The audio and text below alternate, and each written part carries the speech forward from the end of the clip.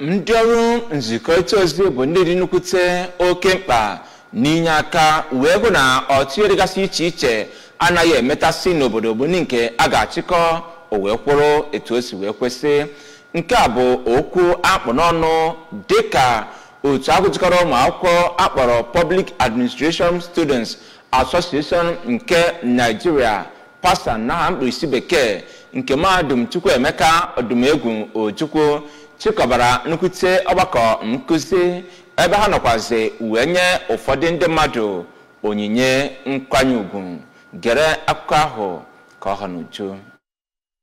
Ụlọ ọgbakọ Public Administration na Mahadum Ojukwu kedị na Igbo-Ariam bụ nke nwere isiokwu ya dịka Role of an Administrator in Today's Society, Prospects, Challenges and Way Forward. Onye isi oche na mmemme ahụ ma bụkwaziarụ onye nnọchite anya okpuru ọchịchị Anọcha nke abụọ n'ụlọ omebe iwu nke steeti a bụ Honorable Ejike Okechukwu bụ onye gwara ụmụ akwụkwọ na ihe kpatara ha ji bata ụlọ akwụkwọ bụ ka ha mụta ihe ma mụtakwa ihe ga-enyere ha aka n'ọdịnihu ebe ọbụla ha pụrụ onwe ha. Ọ dọrọ ha dịka ha na-agụ Public Administration ka ha gbakerikwa na ma chọọ aka ọlụ ha ga na-amụ n'ihi na gọọmenti amanyeche onye ọbụla ọlụ. Onye Permanent Secretary ụlọ ọrụ Public Service Manpower Development nakwa Service Welfare nke dị n'ụlọ ọrụ onye isi ọrụ nke dị n'Ọka bụ Pastọ Adebayo Ojeyinka n'okwu nkuzi ya mere ka amata na ndị bụ administrators bụ isi sekpụ ntị n'obodo ya nakwa ụlọ ọrụ ndị nnọrọ onwe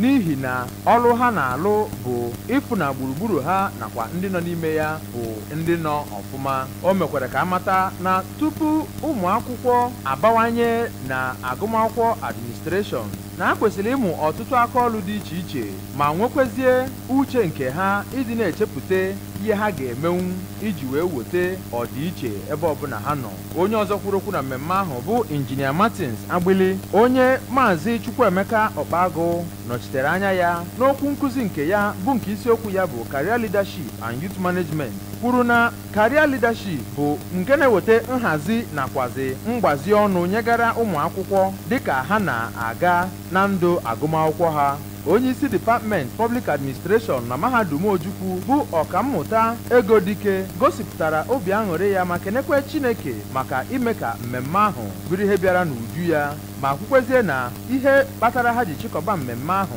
bụ iji kpọta ndị eji okwu ha agba izu na agụmakwụkwọ administration iji wee gwa ụmụntakịrị ha okwu ka afụ na ihe a na-akụzi sokwe n'ihe a na-eme. Maazị Mbanefo Obiọma kwuru na ọgbakọ ahụ nakwa onyinye nzere enyere so na ihe chịkọbara izuụka ụmụ akwụkwọ ma kenezikwe onye Vice Chancellor nke Mahadum ahụ bụ ọkammụta Kate Omenụgha nakwa ọtụtụ ndị ọzọ bụ ndị tinyere aka wee fụ na ụbọchị ahụ bịara n'uju ya.